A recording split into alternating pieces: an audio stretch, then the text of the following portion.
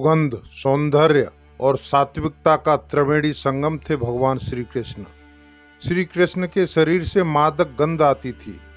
इस वजह से कई बार वेश बदलने के बाद भी कृष्ण पहचाने जाते थे। कई ग्रंथों के अनुसार कृष्ण के शरीर से गोपिका चंदन और रात रानी की मिलीजुली खुशबू आती थी। कुछ लोग इसे अष्टगंध भी कहते हैं। श्री कृष्ण के बारे में ऐसे ही अनगिनत रहस्य पढ़ने और सुनने को मिलते हैं। आज हम इस वीडियो के माध्यम से भगवान श्री कृष्ण के ऐसे ही 14 रहस्यों के बारे में आपको बताने वाले हैं। नमस्कार, भारत ज्ञान शो में एक बार फिर से आपका स्वागत है। मित्रों, आगे बढ़ने से पहले मेरी आपसे नम्र विनती है कि अगर आपने अभी तक चैनल सब्सक्राइब नहीं किया है तो प्लीज़ सब्सक्राइब कर लें और बेल को बजाकर ऑल को प्रेस करना तो बिल्कुल ना भूलें, क्योंकि प्यारे दोस्तों, आपका एक एक लाइक और सब्सक्राइबर हमारे लिए अनमोल है। तो चलिए वीडियो शुरू करते हैं। पहला रहस्य, किस रंग के थे श्री कृष्ण? जनश्रुति के अनुसार कुछ लोग श्री कृष्ण की त्वचा का रंग काला और ज्यादातर लोग श्याम रंग का मानते हैं। श्याम रंग अर्थात कुछ कुछ काला और कुछ कुछ नीला, मतलब काले जैसा नीला, जैसा सूर्यास्त के बाद जब दिन अस्त होने वाला होता है तो आसमान का रंग काले जैसा नीला हो जाता है। लेकिन कुछ ग्रंथों के अनुसार उनका रंग न तो काला और न ही नीला था, यह भी कि उनका रंग काला मिश्रित भी नहीं था। उनकी त्वचा का रंग श्याम रंग भी नहीं था। दरअसल उनकी त्वचा का रंग मेघ श्याम था, अर्थात काला, नीला और सफेद मिश्रित रंग। दूसरा रहस्य, श्री कृष्ण की गंध। प्रचलित जनश्रुति के अनुसार माना जाता है कि उनके शरीर से मादक गंध निकलती थी। इस गंध को वे अपने गुप्त अभियानों में छुपाने का उपक्रम करते थे। यही खूबी द्रौपदी में भी थी। द्रौपदी के शरीर से भी सुगंध निकलती रहती थी जो लोगों को आकर्षित करती थी। सभी इस सुगंध की दिशा में देखने लगते थे। इसीलिए अज्ञातवास के दौरान द्रौपदी को चंदन, उपटन और इत्र आदि का काम किया, जिसके चलते उनको सैरंध्री भी कहा जाने लगा था। माना जाता है कि श्री कृष्ण के शरीर से निकलने वाली सुगंध गोपिका चंदन और कुछ कुछ रात रानी की सुगंध से मिलती जुलती थी। तीसरा रहस्य, श्री कृष्ण के शरीर का गुण। कहते हैं कि भगवान श्री कृष्ण की देह कोमल अर्थात लड़कियों के समान मृदु थी, लेकिन युद्ध के समय उनकी देह विस्तृत और कठोर हो जाती थी। ऐसा इसलिए हो जाता था क्योंकि वे योग और कलारीपट्टू विद्या में पारंगत थे।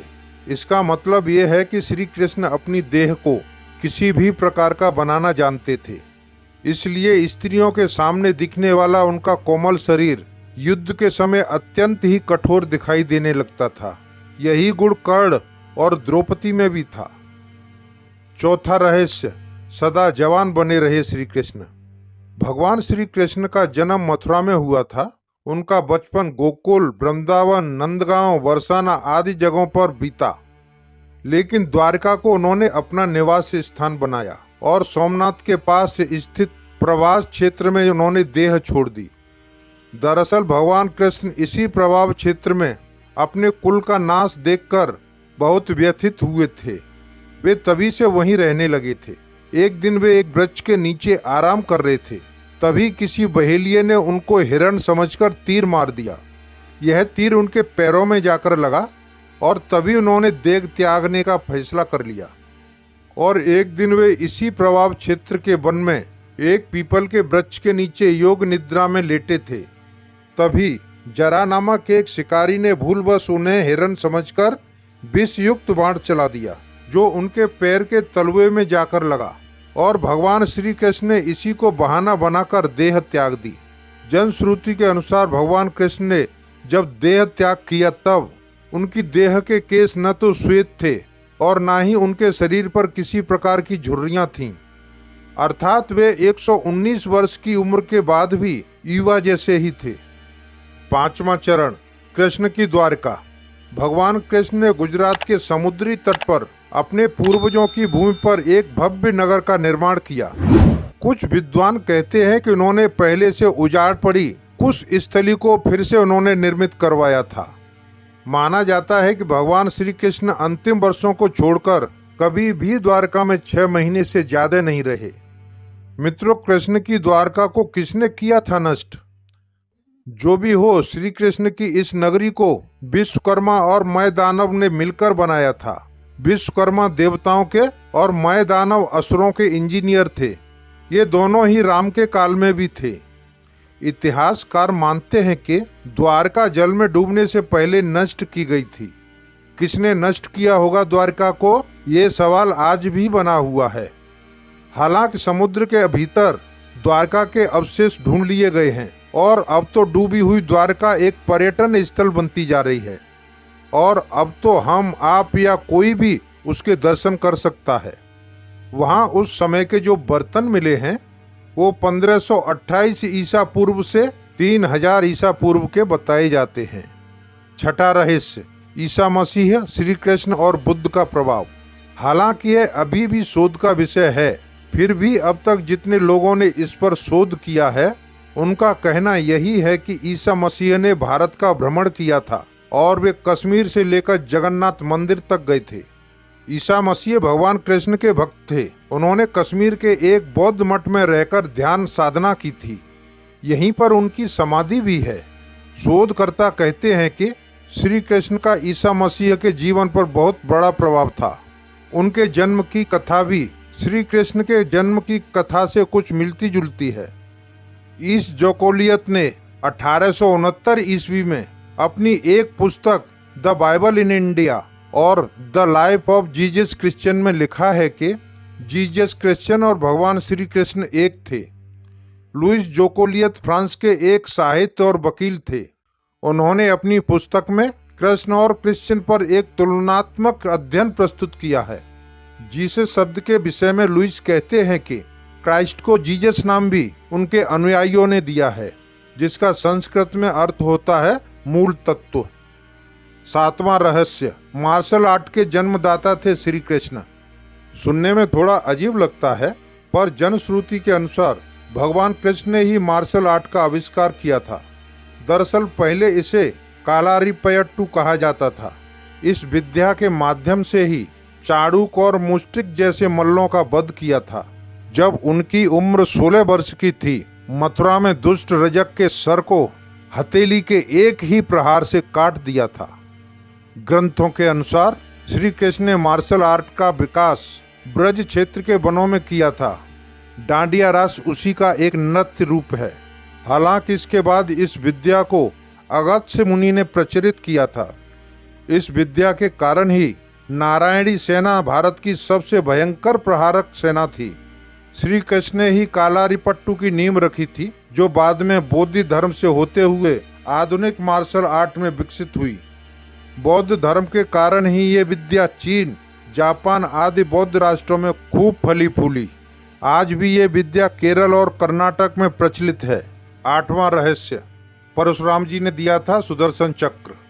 श्री कृष्ण के पास यूं तो कई प्रकार के दिव्यास्त्र थे, लेकिन सुदर्शन चक्र मिलने के बाद वह अजेय हो गए थे।